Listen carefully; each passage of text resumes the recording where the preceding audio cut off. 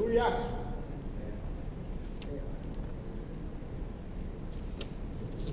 a Deus. Aleluia!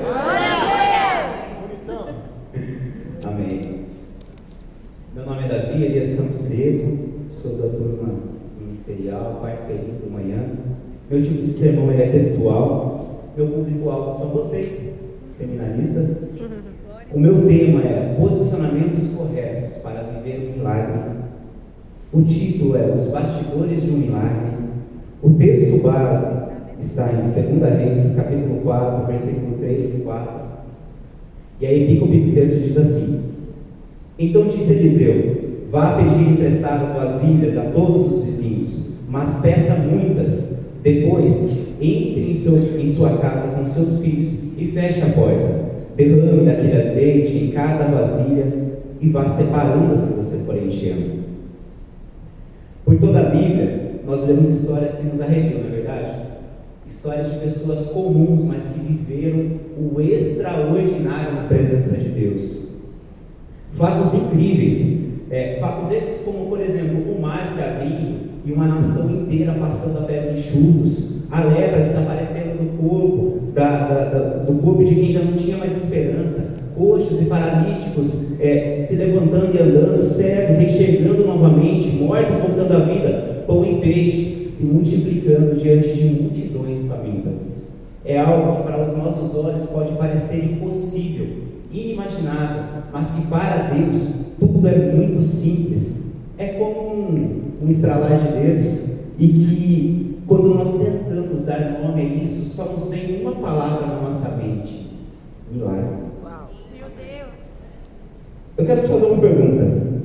Você sabe o que você precisa viver, o que precisa acontecer na sua vida para você viver o milagre de Deus? Eu vou te dar a resposta. É justamente quando você precisa se esvaziar, você precisa colocar para fora aquilo que está dentro de você. Pois só quando você se rende, quando você abre mão do controle, quando você se esvazia de si mesmo, dos medos, da razão, do orgulho, que Deus tem espaço para agir. Pois só quando nos esvaziamos, Ele nos enche. E quando Ele nos enche, o impossível acontece. Amém. É com esse imperativo, como dizem nossos amigos nordestinos, com esse imperativo seminaristas, que eu quero passar para vocês, mostrar para vocês 3 posicionamentos que nos levam a viver milagres, mesmo estando no lugar onde estamos. E aí você pode olhar para a pessoa do lado, ou perguntar para ela e falar assim: mas que lugar nós estamos? Nós estamos, responda para ela assim: nós estamos nos bastidores. No verso 3, 2 Reis capítulo 4, o texto diz: Vá pedir emprestadas vasilhas a todos os vizinhos, mas peça muitas. O nosso primeiro posicionamento é esse: decida ter olhos espirituais para viver o extraordinário. Em meio aos desafios que nós vivemos, como por exemplo esse seminário, um tempo separado por Deus para nos capacitar, nós não podemos ser incrédulos. Em Marcos 9:23, Jesus vai dizer sobre isso: se podes, tudo é possível ao que crê. Eu quero que você se lembre de uma coisa, que talvez é retórica e muitos já passaram aqui dizendo, mas você tem uma palavra, e isso é tudo. Talvez você esteja como aquele pai totalmente ali no texto, na qual o texto diz que aquele pai estava incrédulo, temeroso e com muitas dúvidas, mas não se envergonhe disso. Mesmo como aquele pai, ele disse com uma fé sincera, ele disse: eu creio, me ajude a vencer a minha incredulidade. Então levante a cabeça, abra os seus olhos espirituais e decida viver o extraordinário que Deus quer na sua vida. Com isso nós chegamos ao nosso segundo posicionamento. Nosso segundo posicionamento é esse. No verso 4, parte A diz: depois entre em sua casa com seus filhos, feche a porta. O segundo posicionamento é: não se esconda atrás das cortinas, mas tenha encontros reais com Deus. Ei, deixa eu te falar uma coisa: o bastidor, ele não é um lugar de se esconder, ele não é um lugar de fuga, ele é um lugar de revelação.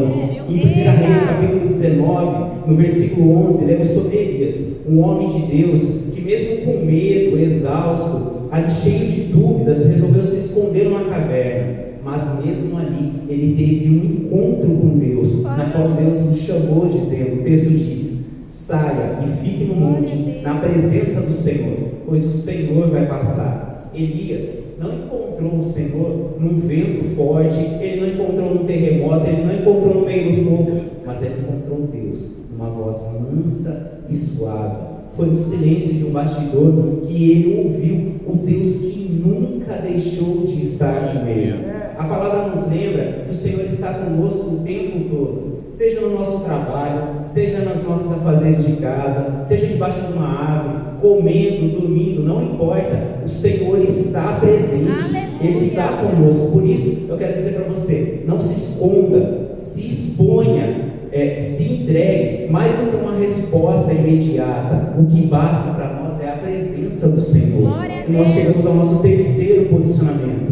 No verso 4, o texto diz, derrame daquele azeite em cada vasilha e vá separando as que você for enchendo. O nosso terceiro posicionamento é, reconheça que você não tem nada, apenas uma palavra de Deus. Aleluia. Foi assim com todos aqueles que viveram o extraordinário na palavra de Deus, mas continua sendo assim até hoje. Eu quero te fazer uma pergunta. Você tem azeite e um pouquinho de farinha guardada aí? Nem que esteja só um pouquinho. Aleluia. Em 1 Reis, capítulo 17, versículo 12, a viúva respondeu ao profeta nesse texto dizendo assim, tão certo como vive o Senhor, o teu Deus, não tenho nem um pedaço de pão, só um punhado de farinha no jarro e uma vasilha de azeite. Posso falar? Isso basta. Sabe por quê? Porque quando você obedece, o milagre acontece. Não é sobre ter muito, é sobre reconhecer que o que você tem é pouco, mas a palavra de Deus é tudo para você. E para concluir, eu quero deixar a frase de um grande cristão e cientista, Albert Einstein. Ele diz assim, olha, só há duas maneiras de viver a vida. A primeira é vivê-la como se milagres não existissem. E a segunda é vivê-la como se tudo, absolutamente tudo fosse milagre. Amém. Deus não está esperando você ter tudo para fazer um milagre na sua vida. Ele só espera que você creia, que você obedeça e que você se entregue. Eu quero que você se lembre aqui, você precisa ter olhos espirituais para enxergar o extraordinário, mesmo nas coisas simples. Você precisa ter encontros reais com Deus, e isso é mais poderoso do que qualquer resposta imediata. Se você reconhecer que você só tem uma palavra, e isso basta, ativa a multiplicação. Eu acho que do meu sermão, a palavra mais forte que eu poderia dizer para vocês é que o bastidor, ele é o útero dos milagres. É onde nasce tudo, é onde Deus te forma, é onde Deus te encontra e é onde Ele te revela. Eu quero que você acredite, meus irmãos.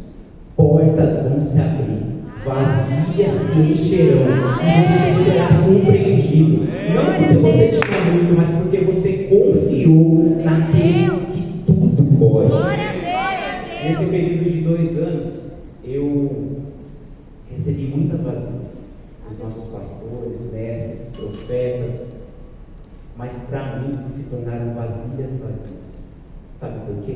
Porque eu precisava deitar o meu azeite sobre elas. Não é sobre pegar algo de alguém, é sobre se apropriar da única palavra de vida que nós temos, que é a palavra de Deus.